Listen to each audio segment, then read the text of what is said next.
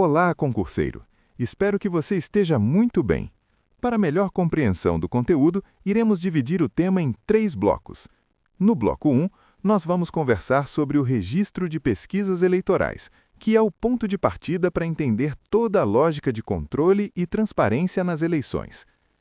Quando você assiste a um telejornal e aparece aquela informação dizendo que determinado candidato está na frente, você já parou para pensar de onde saiu aquele número?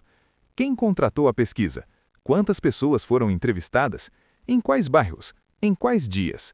Pois é exatamente aí que entra o registro obrigatório perante o Tribunal Superior Eleitoral.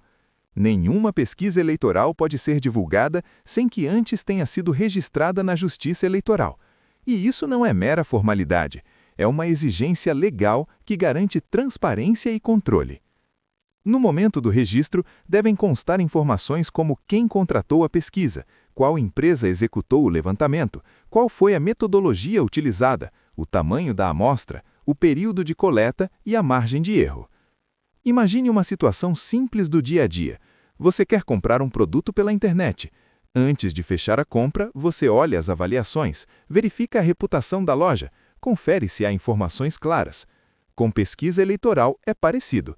O eleitor precisa saber de onde vêm os dados para confiar neles. O registro funciona como uma etiqueta de transparência. Ele permite que partidos, candidatos, Ministério Público e qualquer interessado fiscalizem se aquela pesquisa segue critérios técnicos adequados. Outro ponto importante é o prazo. O registro deve ser feito antes da divulgação dos resultados.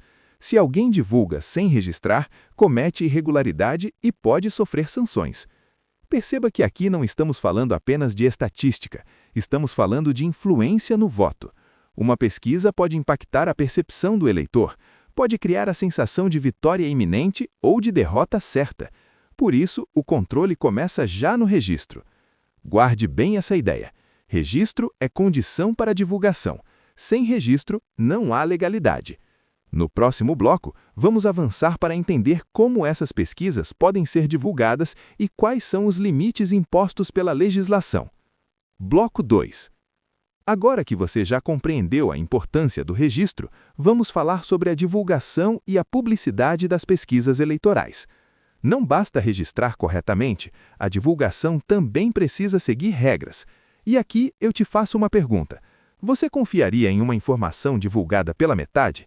Claro que não.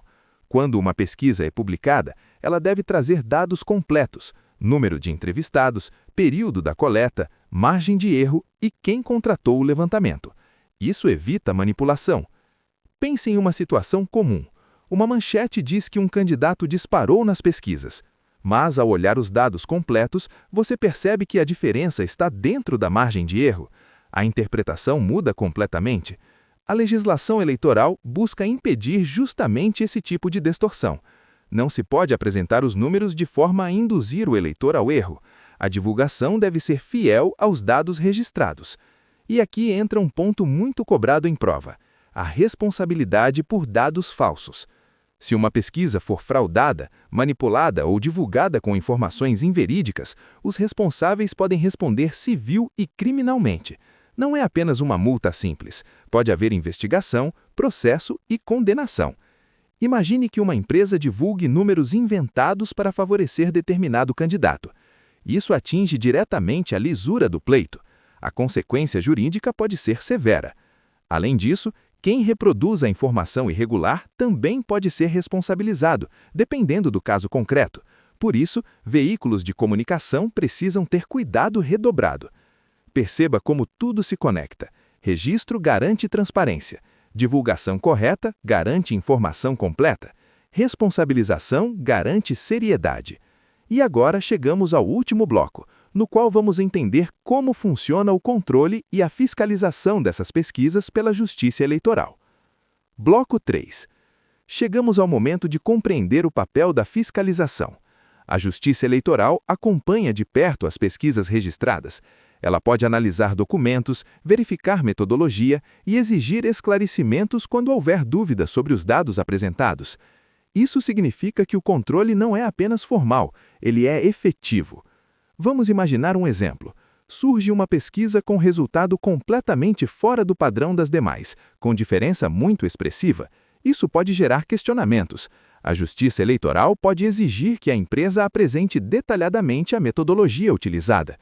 Essa fiscalização protege o eleitor. Sem ela, qualquer número poderia circular livremente, influenciando a opinião pública de maneira descontrolada.